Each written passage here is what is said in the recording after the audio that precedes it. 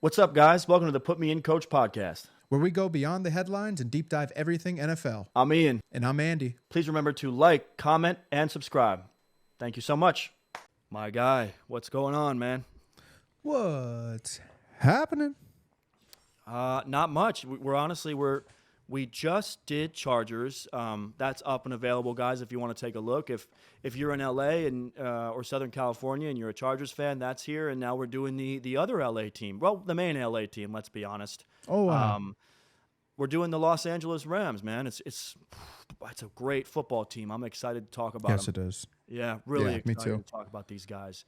We're Lions fans, so this team's like oddly kind of the ops. But it's not a team that we're going to spend any time hating on, to be honest, because both of us believe in this team. So if you guys are Rams fans, stick around. I think you guys are going to like it. This is just in case Stafford this jersey is a Detroit Red Wings jersey. It's just in case Stafford sees this. I want to remind him what he's missing. You know, that's all it is, which he doesn't care. Obviously, he's never going to watch this, but that's why I'm wearing this. This is not going to be a hater video, so look, man, I mean, there's so much to get into. Obviously, Stafford, Kipp, Nacua, Sean McVay, and his legacy. But without further ado, we're going to roll the clip.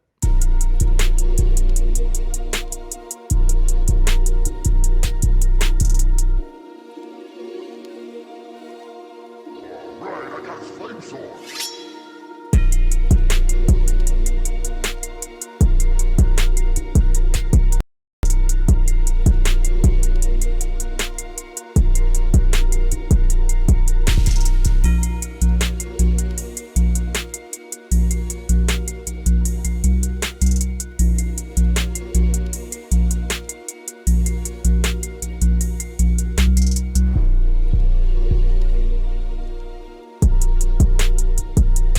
All right, we're back. Let's start with last year, as we do per usual. Really weird season. Coming off of 2000 and the 2022 season, where this team went 5-12 after the Super Bowl win the previous year, and it kind of felt like the wheels were coming off. They were talking about Sean McVay like becoming a broadcaster. It was like starting to get really weird in LA with this team. You know what? You remember that period of time where they were like, you know what I mean? Yeah. Like you turn He's on gonna Cowherd, retire. Like, I'm hearing Sean McVay. Yeah. I'm hearing Colin Cowherd. He would like tune in and be like, breaking news, I'm hearing Sean McVay will be stepping down from the Rams and joining the broadcast booth for Sunday Night Football. He'd be a great broadcaster. Literally. Like, really? Like after one bad? But anyway, Sean McVay stays, and they have a terrible season coming off of the Super Bowl. But last year was weird. I want to talk about it in two separate seasons, if I may. You have the first half of the season. You miss Cooper Kupp for the first 4 games. You start out 3-6. It's looking bad again. Let's be honest. Like they were losing games. I was at AT&T Stadium last year in Dallas. They played a game against the Cowboys. They got absolutely blown off the field. And me and my brother were at this game, and we were like, God, it feels like this team has just fallen so far from that Super Bowl year. And people might not remember this because of how it finished, but first half of the year was scary hours. I mean, we were talking kind of crazy about this team. I don't know if you remember that, but I certainly do. The 3-6 start. You know what I'm talking about? Yeah, I know. Yeah. Something really weird happened after that. After there was a turning point in the season. Kipp gets back into the lineup. Nacua starts really firing on all cylinders. This defense is coming together. It's a defense of no names, right? Kind of led by Aaron Donald on his last year. It kind of felt like a turning point for this team. And it was. Mm-hmm. They finished the season on a 7-1 run, and they made the playoffs. The 7-1 run was incredibly impressive. They went from being one of the worst teams in football optically to being one of the best. It was a mid-season flip. Rams fans, you guys can leave a comment about it. I didn't watch every single Rams game last year, but I watched a lot of their games. What in your words, leave a comment. What happened? Because it was such a crazy flip. Andy, do you know the one game that they lost on the 7-1 stretch? I don't. What was it? It was an overtime loss at Baltimore. That's right. I was But just. the I was going only to say. game I they knew it lost. was somebody good. It I was was going to the say best Kansas City, team. but yes, yeah, I know exactly what you're talking about. They lost one game to the best team in football last year. Sorry, I know they didn't win the Yeah. championship, but regular season, they were the best team. You guys can argue with the wall. It was the Ravens.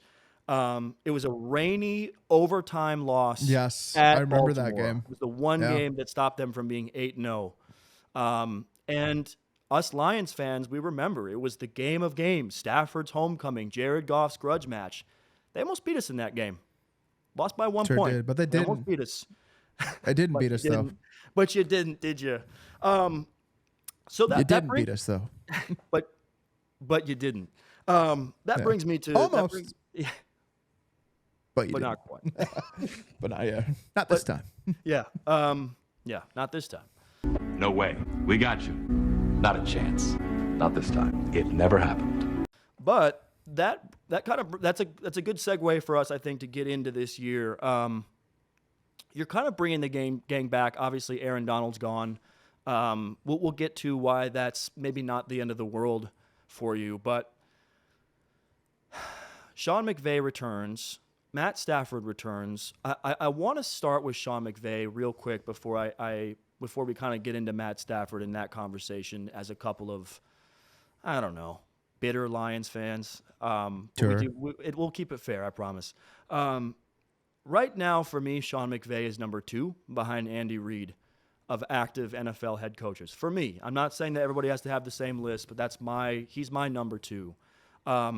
His ability, his offensive influence, his scheming, to me, he's the perfect fusion of an X's and O's guy and a player vibe guy. Like he's done both, and that's really hard to do. You got guys like Shanahan who are like great OCs but struggle, I think, with personal player stuff. And you got guys like Dan Campbell who are just the best ever at like the player stuff, but they're not really X's and O's guys. He kind of needs a Ben Johnson. Sean McVay is a beautiful marriage of both of those things, and I think for what it's worth, I think Rams fans, I think outside of Andy Reid, who I have to put him there because of the pedigree, I think you have the best coach in football. I really do. And what do you think about that, Andy? I totally agree. I the whole time you're talking, I'm literally racking my head. Okay, who is that? Right? Is that right? Is that right? You know, Andy Reid is one. That's for sure. I mean, I think the other ones you can put in that conversation are John Harbaugh as of late. It would be in that conversation for me. Kyle Shanahan would be in that conversation for me. But yeah, I mean, McVay's got the most recent Super Bowl out of the two of those guys. He, you know, I mean, how many times can we watch Kyle Shanahan piss away a fourth quarter in a Super Bowl? You know, I was going to say Shanahan has no Super Bowls, right, Rams fans? Yeah, none. Not this time. Right? Yeah. That's got to be fun to watch the last few years, huh, guys? That's probably been pretty sick to watch them just get to the Super Bowl and just get screwed over. LaFleur, it comes to mind, you know. But yeah, I'm not putting McVay behind any of those guys, point blank period. Yeah. Yeah, and when you have a coach of that level, you're always in it. I mean, like I said, we saw last year, 3-6 start, feels dead in the water, and you turn it around and go on a 7-1 run that was almost 8-0. Big part of that, though, which us Lions homers don't love to admit, is your quarterback. You do have an elite quarterback behind center right now. You obviously know that. He took you on a Super Bowl run, but he's getting long in the tooth. It is a year where it feels like there are expectations, and I wanted to pass it over to you, Andy, because the talent is the talent. The numbers are the numbers. Where are you on Stafford today, this year, this season? Man, it's so hard for me to be objective about Stafford. It's like, it just is, dude. It's like, how do you stomach your ex? Well, it's how do you stomach your ex moving on and getting married immediately, right? It's like you're here for 12 years with us. You do nothing, and then you go and win a Super Bowl your first year in Los Angeles, and it just makes us look like the toxic ex, and you're like this, you know, this princess being being taken off into the sunset with your perfect situation now. Rob? Hey! Hey, how are you? God, it's good to see you. Good to see you, too. How's my dog? I'm sorry, your dog. I had to give him away. Gave him away! Well, Dave's allergic. Dave! All right, so there's a Dave. That's great. God, Dave sounds great. Yeah, he is. And his parents are so sweet. Aw, met his parents and they're sweet. Just older Daves, huh? What a family. God, it's good to see you. But I am who I am, right? I'm telling you up front, I don't like Stafford. I will never like Stafford. That being said, he's really good. He's really, really good. And there was a very small part of me when he won that Super Bowl that was like, it was a slice of humble pie. It was like, okay, I do have the most, BS franchise in the league. And this guy was a Super Bowl caliber quarterback the whole time.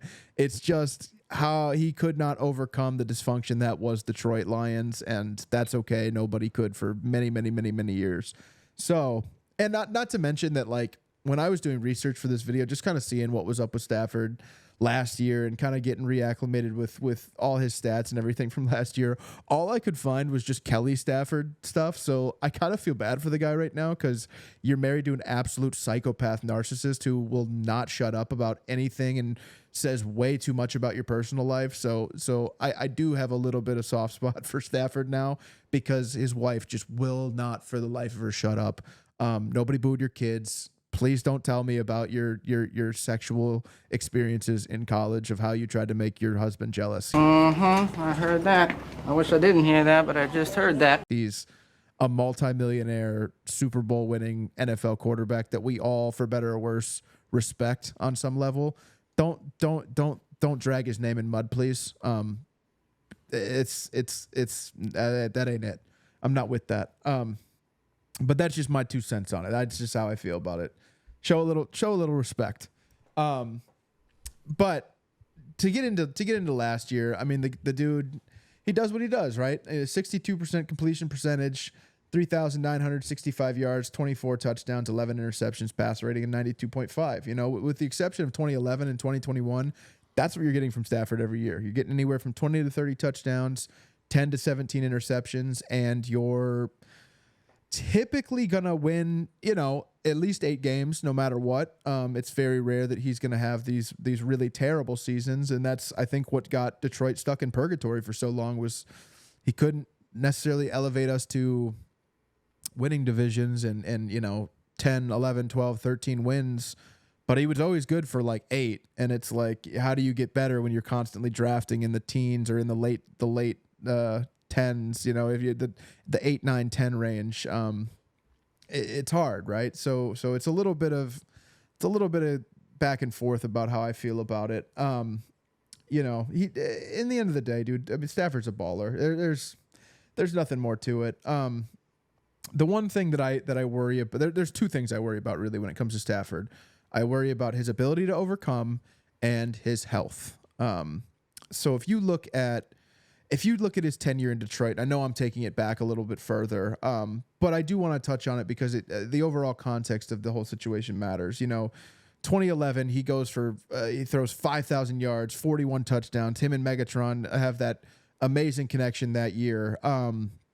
He leads the Lions. This was kind of his chance to like really stamp himself as like, yeah, I'm that number 1 pick, and I'm really that guy. All he had to do was beat a Matt Flynn-led Packers team, and they win the division, and they have a home playoff game. He couldn't do that. They ended up losing to the Matt Flynn Packers game, and then they have to go to New Orleans, and they just get spanked by a Sean Payton, Drew Brees team, and that's that season. 2014, same kind of thing. He goes, he wins. They win 11 games, I think it was. Coming second in the division again. I mean, those were those prime Aaron Rodgers years. I'm not even gonna like knock him on that. It's very Justin Herbert. I touched on that in the Chargers video. It's very Justin Herbert, Pat Mahomes, Matt Stafford, Aaron Rodgers. It's very similar in that regard. But you go to Dallas, and it's a very beatable Dallas team, and everybody will reference the terrible pass interference call in the third quarter there. But there was a whole like another quarter left. He had multiple chances to win that game, and he didn't. You go to 2016. Again, you come in second in the division. You go to the playoffs, and you get absolutely dog walked by Seattle. A 26-6 loss. You don't make the playoffs until 2021 when you're with the Rams and you go on a Super Bowl run, and you almost lose to Tampa Bay, you almost lose to Cincinnati, but you overcome and you win, and credit to you. You did that. I will never take that away from Matthew Stafford. I will never take that away from the Rams. You guys did that. But then 2023, you come into Detroit and you have a chance to win that game multiple times and you don't. How many times were you guys in the red zone during that game and did not capitalize? So I say all this to say, like, everything is it that everything needs to be perfect for Stafford to make a run? Was 2021 a magic carpet run, or is there valid excuses for these other years, right? Is it that he ran into Sean Payton and Drew Brees and then ran into a Pete Carroll, Russell Wilson, or ran into a Detroit Lions team that had never been to the playoffs really in the modern era, and the atmosphere was too much to overcome because of all the emotions and everything involved with it? Or is it that he just doesn't perform like that great in these big moments? I think you can make an argument both ways. So that's kind of my thing with him. I do really like the Rams this year. I actually think you're going to win this division. I think there's going to be a step back with San Francisco, and I think there's going to be kind of a room for you guys to strike. My worry about you making a deep playoff run is that this is kind of what he does. He kind of has this track record of being a little lackluster when it comes to big moments and big games. Do you agree, or am I tripping? No, I mean, it was part of the thing that we always talked about, you and I. And the thing is, like, you're never going. All fans of a team know this. You go to war with other fan bases, right? We talk to Bears fans. We hate the Bears, whatever. You never go to war more with anybody else than somebody within your fan base who disagrees with your opinion about your team. Yeah, no, that's facts. Yeah. And I got in arguments at bars. I mean, you remember over the years of sort of saying, there's Kirk no Cousins other is better. quarterback, right? There's no other quarterback in football other than Andy Dalton, and his run wasn't as long in Cincinnati, that had been the starting quarterback for a team without any playoff wins and any division titles. And until he got to LA, I was never comfortable really putting him in the category of where he was often put, like with Drew Brees, with Peyton Manning, with Brett Favre, Aaron Rodgers. It was always those guys that he was being put with, not so much Brett because he was after Brett, but, Aaron Brees, Roger, Brady, all these guys that were winning big games. And the difference, I think, now is that, and you touched on it, we are in a post-Matt Stafford Super Bowl world now. So now we get into the game of, can you do it again? It'll be really interesting to see if this team can close. I don't know, I think but I love them. I'm with you. I think the game that we're really playing, and I think Rams fans know this well just from seeing it, is can he stay healthy? That's the real bugaboo. I can knock his playoff record all I want. In the end of the day, all Rams fans can sit there and just go like this and go, shut up, you're a salty Lions fan. We got a ring. You don't. Shut up, shut up, shut up. And it would be valid, right? It's like, all right, yeah, I mean, I'm going to shut up. But what I can't deny is that seemingly every 3 years he gets a season-altering, season-half-missing injury. And the problem with that is that he's 36 now, and he's not getting any younger. My fear is that he was hurt in 22. He missed a handful of games. I mean, I think he missed a majority of the game. I think he only played like 8 of them or 9 of them maybe. Missed at least half the season, and that's really where you guys fell short. You guys remember the Baker Mayfield run and all that was all due to Stafford having a season-ending injury. So if he can stay healthy this year, man, I think the sky's the limit with this team. And I'll let Ian touch on the weapons here in a second. But if he can't stay healthy, I mean, you're left with Jimmy G, and then the season might collapse, and then at that point, I fear that you're looking at trying to find a replacement for him, because it's just that time. He's 36. I know that his wife is not shy about the fact that she does not want him playing very much longer, if at all. And I think he's talked about retiring too. So how many more years does he have in him? How many more years can you get beat up and miss a whole season or miss half a season from a stupid, arm injury or a leg injury or whatever it might be this time, before you go, all right, I think I'm done. Nobody's Tom Brady, and not everybody's Aaron Rodgers, frankly.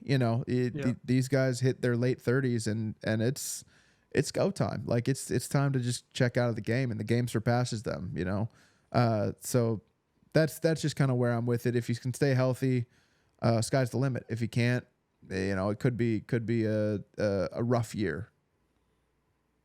That's exactly what it is. And I think it was cool they brought in my guy. Yes, I'm still a fan of Jimmy G, because if he misses 4 or 5 games, you can live. Jimmy G can win you some football games with talent around him. He can. I don't think Jimmy G is totally cooked, but he won't be able to make a run. If it's a season-ending injury, it will be over. But I like the insurance policy. I don't know. I'm still in him. I'm still with Jimmy. If Jimmy G has no fans. If Jimmy G has no fans, it means Ian's dead. That's real. That's real talk, right exactly. There. I mean, it's just refusing to move off Jimmy G. Me right here. I'm staying on him. That's. But I actually like him in this role. I don't think he's a starter. I think he's meant to be a backup, and this is a good backup gig for him. Health is a really interesting point because it kind of tees me off for what I want to talk about. I really want to talk about 2 players offensively. I'm going to get the obvious out of Puka Nacua had an amazing season last year. To do what he did as a late round draft pick out of BYU without the measurables, to come in and have that kind of season, I missed it. Andy knows I'm like very much on top of young wide receivers. Pause. What?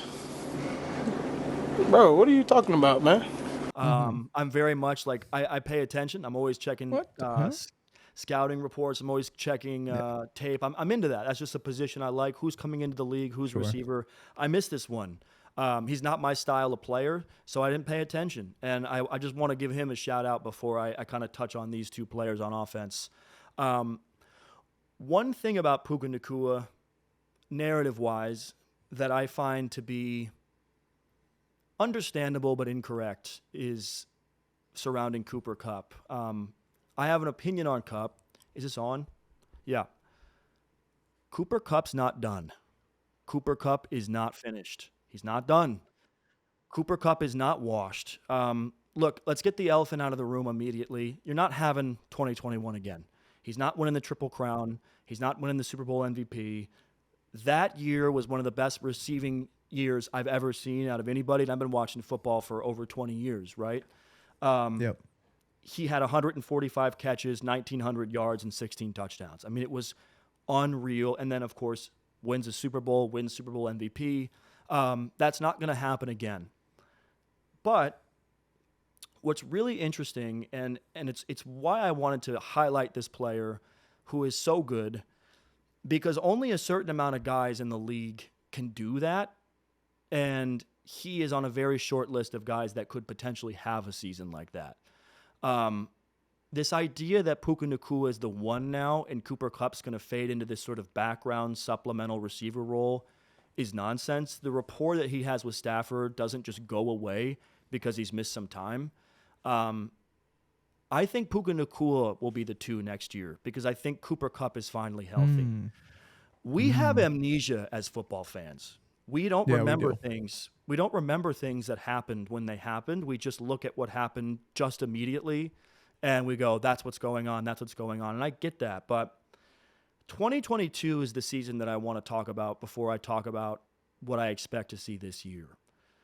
Coming off of that season in 21, everybody's question, I mean, you and I remember how we had conversations about it at that time. If you were in the fantasy football world, you talked about it. If you were just a fan, Right. you talked about it. If you were a Rams fan, you certainly talked about it. Can Cooper Kupp do it again? What's really interesting is Cooper Kupp in 2022 had 75 catches, 800 yards, and 6 touchdowns, which doesn't sound amazing until you factor in the fact that he only played 9 games that season. Had Cooper Kupp finished that season out on the pace that he was at and Matt Stafford had stayed healthy that year, he would have had another all-pro season statistically. What happened was he had a very bad high ankle sprain that required tightrope surgery. And going into 2023, he had what I believe was a compensation injury. This isn't official. I don't know if they ever came out and said this was a compensation injury. I think he rushed back. I think he came back and he hurt his hamstring. And he missed 4 games to start the 2023 season. And because of that, it never got off on the right footing. I think he tried to rush back after the tightrope surgery, and I think he messed up his hammy. And hamstrings, we touched on this with Christian Watson, they are so hard to fix while you're playing football. You can't play your way out of a hamstring because what happens is your leg atrophies and your other leg gets bigger, and then that hamstring, it's this revolving door of hamstring problems. I can't prove this. The team has never officially reported this. I don't believe that Cooper Kupp was healthy last year. I think he was playing his way out of a hamstring issue, and I think the hamstring injury happened because he was playing his way out of a bad ankle surgery. I think he's going to come back with a vengeance this year, and I expect over 1,300 yards and 10 touchdowns. I think he's better than Puka Nacua. I think his rapport with Matt Stafford hasn't gone away. And I think, if anything, Puka Nacua showing what he showed last year is going to keep defenses honest, and it's going to open the door for Cooper Kupp to absolutely cook underneath.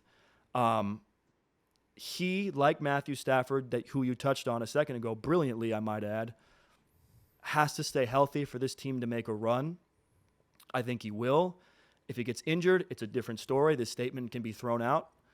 But if he stays healthy, he is going to be right in that top 5 range statistically of wide receivers next year. I believe that. I don't think it's Puka Nacua season and Kupp's fading into the background. And I think there's a little disrespect going on and short-term memory. So that's Kupp. And that's the first guy I really wanted to talk about. I have one more guy who I feel like, despite me feeling like Cooper Kupp is being a little bit disrespected, I feel like this guy is being actually disrespected in a real way that's beyond just kind of doubt, right? That's Kyren Williams.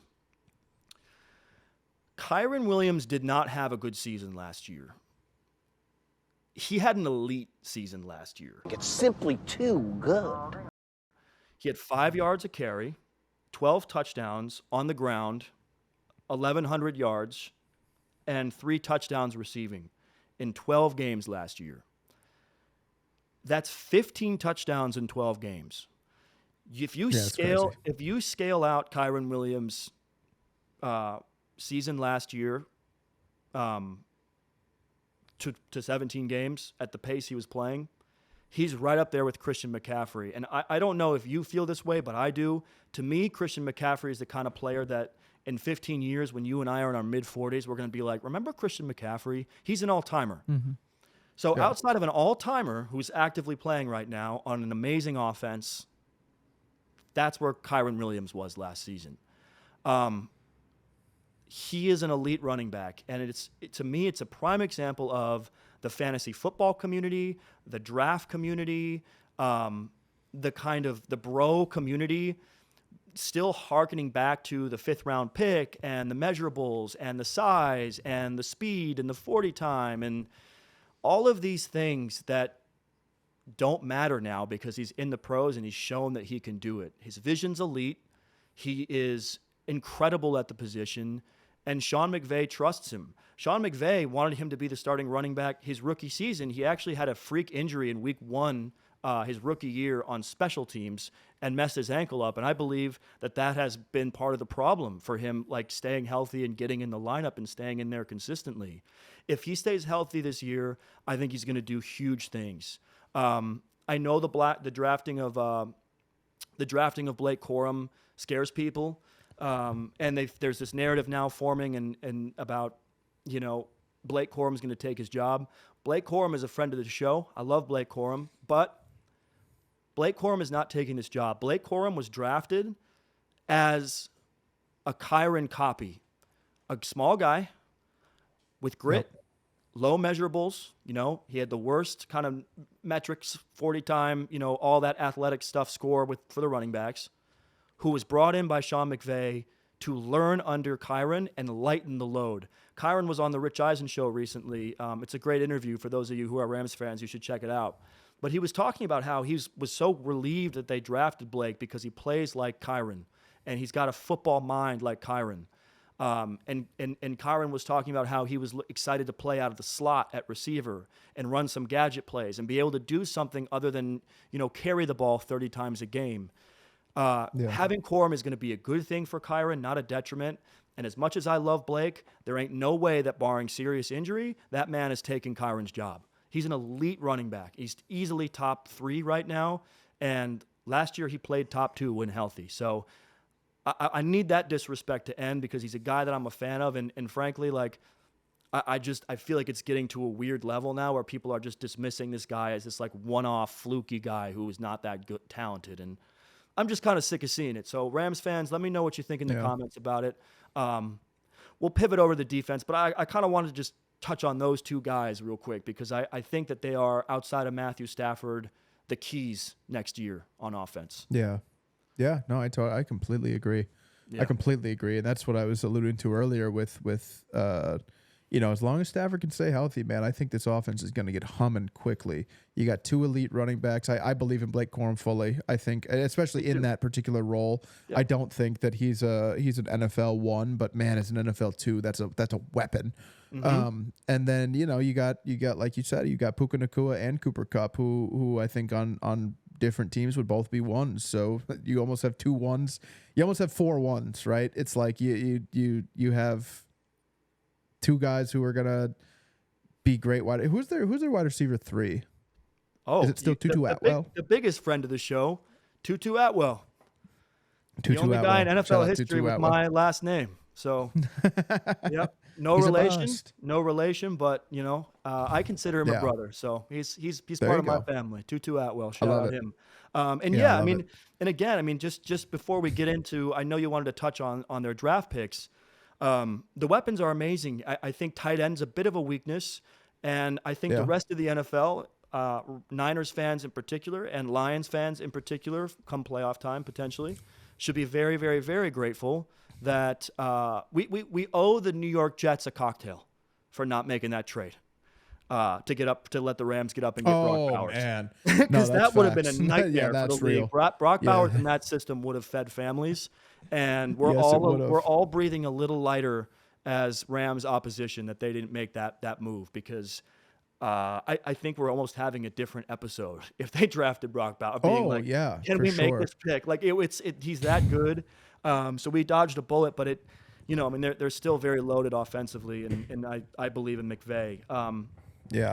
Let's pivot to the defensive side of the ball, and I'm going to volley it over to you because we did a draft day kind of thing together where we recorded together and talked, and you were pretty crazy about these 2 defensive pieces the Rams took in the first couple of rounds. So I wanted to throw you the alley-oop Dwayne Wade style and kind of let you talk about that thing. Yeah, I'm not sure we are breathing easy, honestly. Because good players, man. Because how do you I think the question going into the draft, outside of obviously trying to trade for Brock Bowers, which I don't know if you guys seen the video now, but you should check it out, and we'll link it here somewhere. It's a pretty cool little clip of McVay and Les Snead trying to trade up with the Jets to get Brock Bowers, but obviously it didn't happen. They stay at 19, and you take Jared Verse. And like I said, how do you replace Aaron Donald? That's the question going in. How do you replace Aaron Donald? And the way you do that is you go and get not one, but two elite D-line pieces off of what was a completely underrated and underappreciated Florida State defense last year. I mean, an undefeated team who really should have gone to the playoff, but didn't because the powers that be would rather see the SEC winner go, which is understandable to some degree. I mean, their quarterback died 2 weeks prior to going to the playoff. But that doesn't change the fact that they were undefeated, and that defense was really good.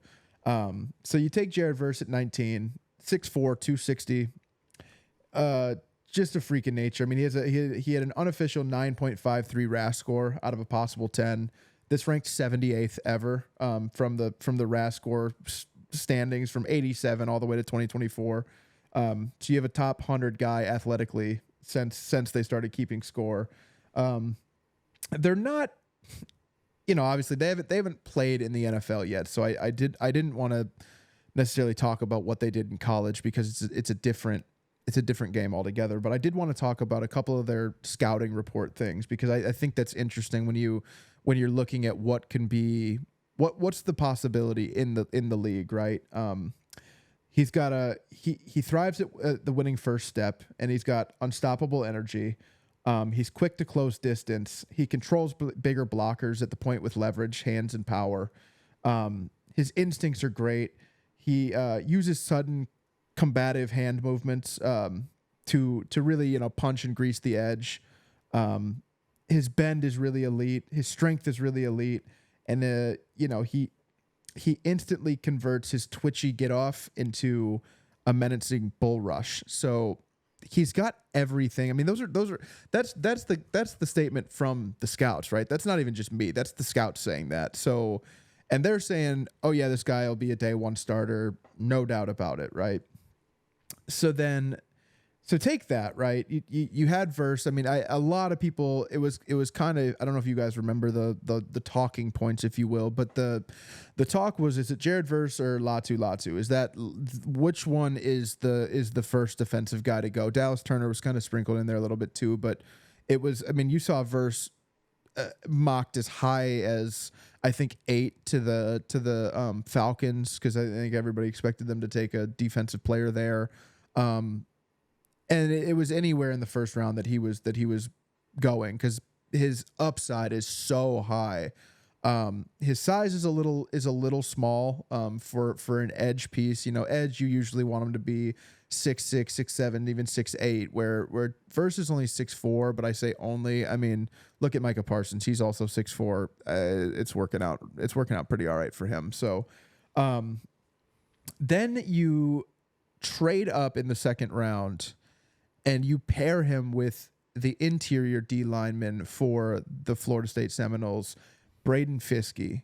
And this is a player who I, as a Lions fan, was really, really, really high on, and I was really, really hoping that he would drop to us in the second round, because I think he's just one of those freak athlete. I think he's going to be an unbelievable NFL player. And I think there's the short answer to this is there's no replacing Aaron Donald, right? But man, I think this kid is going to be a really bright spot in a shadowy position that you're missing. Arguably the greatest of all time. Fiske, 6'4", 292 pounds, 9.89 RAS score. He ranks 20th out of 1,808 defensive tackles since 87 to 2024. 20th. That's how athletic this kid is. Plays with a fully fueled motor as both a run defender and pass rusher. Leaps out of his stance and upfield to attack the pocket. Speedy, short strides allow for edge-to-edge rush and twist game potential. I mean, this is exactly what you want in a D lineman. This is exactly what you want in a D tackle. I mean, a kid who's going to stop the rush and the pass. What more do you want? You know what I mean? Punches and plays around blockers in search of his next course of action. Activity levels creates challenging for heavy statistic defenders. He's just what you want in a defensive tackle. So to not only bring in somebody like that to replace Aaron Donald, but then to put one of his best friends, his trench brother, right next to him. I mean, I feel like we got to go get Les Snead a Dodger hat because he just hit a home run with these 2 draft picks. That's just how I feel about it. Someone cooked here. I'm not here to criticize anything about either of these players. I think these are both going to be players that we look back at a year from now and go, oh yeah, no, those 2 are really like that. You know, maybe possible defensive rookie of the year. Like they should both be in that conversation, to be honest with you. Yeah, that was kind of a bar, that Les Snead Dodger hat line. It's just what it is. That thing, man. That's kind of cool. cool. That's cool. It's just what he did. I mean, he hit a home run, man. I got nothing bad to say about these 2 picks. I got kind of a little gem for you too that I kind of thought about. Sure. And it's so funny because you know, speaking of pitch, I mean, you underhanded this one for me. Sure. Isn't it kind of crazy that, like, you know, to kind of further give credence to such an amazing brain trust in Sean McVay and Les Snead, right? One of the things we've always talked about is like, yeah, but can they draft? Can they draft? And it's like kind of the first draft we've seen these 2 have a 1 and 2 pick. We're both sitting here being like, they have the best first 2 rounds. Like, I mean, it's really impressive. Yeah. Like, and it's kind of a proof of like, you know, we could have been doing this the whole time. We just wanted to go after vets, just so you guys know. Like, we do know how to do this. We have this muscle. Oh God. This isn't my real job, you know. God, yeah. And you can tell because Brad Holmes comes from that family, and we've seen how Brad drafts. I was just gonna say, yeah. These fellas know what they're doing with drafting. Yeah. I completely agree with what you said. I mean, it's an amazing assessment, I think, and we both agree that these guys it's scary, right? If these 2 hit, this defense could be really good. And they're going to need to be, frankly, because I think my only area of, I don't want to quite go as far as to say concern, but question with this roster right now is the defensive backfield. Let's start with the good. They signed a guy that nobody talked about this offseason in Cameron Curl from the Washington Commanders at safety. He's really, really good, and because he's been rotting in Washington, he's had a really, you know what I mean? He's one of those players that you're like, of you know, he course. plays for one of those teams, and you look up and you go, oh, he's good. Why don't I know about? Oh, right. He's one of those guys. He's a really good safety, and they got him for a steal. They didn't pay him a ton of money. There wasn't a crazy market for the safeties this offseason, so they worked their little Les Snead, you know, Sean McVay magic and kind of brought this guy in. He had 115 tackles last year at safety. He's a really good player. He had a really good 22. Missed a couple games, but was playing really good football. And last year wasn't quite as good, but I kind of attest. My belief in that reason is because of how bad the Commanders were last year, but he still managed to have a very good season last year too. So I'm excited to see what he can be because he's only 25 years old. And, you know, when you have a 25-year-old player go to a better team who's been good on a bad team, that's where the magic happens, I find. So I'm keeping an eye on Cameron Curl this year at safety. And there are other guys to talk about. I mean, Russ Yeast at safety, that's a real name, is a guy that I think people are wondering if he can take a step up. They drafted a couple guys, but the main area of concern I have is corner. The kind of big free agency signing they had at the position this offseason was Tre'Davious White. If this was 5 years ago, I might potentially buy into Tre'Davious White, but Tre'Davious White has played very, very, very little football the last couple years. He's a guy who, at this point, you know, in 2022 played 6 games, and in 2023 played 4 games. So I'm a little concerned with Tre'Davious White's health. If he can stay healthy, he could ball for them, but I'm worried about that. Darius Williams was a guy they signed from Jacksonville, potentially might be a starting corner. He's 31 years old, so it's hard to know what he has in the tank, but he had 4 picks and 19 pass breakups last year with the Jags. I think Jacksonville might miss him a little bit this year. We covered them earlier. They're a little thin. But, you know, Kobe Durant is the main guy in this defensive backfield that I feel like I need to see a good year 3 from him. He showed a ton of flash his rookie year, and it kind of felt like maybe it was going in that direction of like, oh, we got a guy. And he kind of regressed last year a little bit. Kobe Durant to me is kind of the X factor of this corner group. If he can kind of,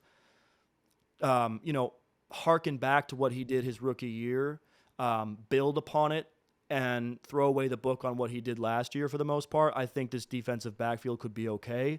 But it's definitely the weakest link on this football team to me, just off looking at the roster and kind of going over these players. You know what I mean? Yeah, and you lose Raheem Morris, I always forget Raheem Morris. Raheem right? Morris, yeah, the coach. Yep. Yeah, you lose your defensive coordinator. That's no fun, but Good one too. Yeah, very good one. But Let's close these guys out with a couple of predictions. I'm going to start, and I'll pass it over to you, just since we're over on this side of the thing.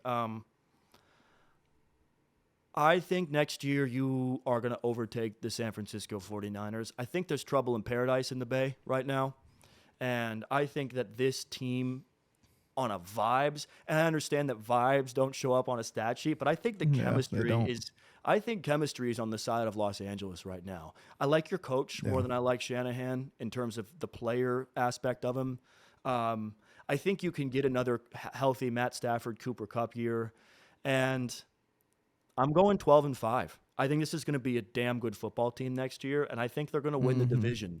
And I hope to God they don't make the Super Bowl, because that means that our Lions didn't make it. But if you want my honest opinion off the record, if you guys as Rams fans promise not to clip this and share this and throw it in my face later, my little secret of this team 32 team breakdown, I think you guys are Super Bowl contenders. I do. for sure.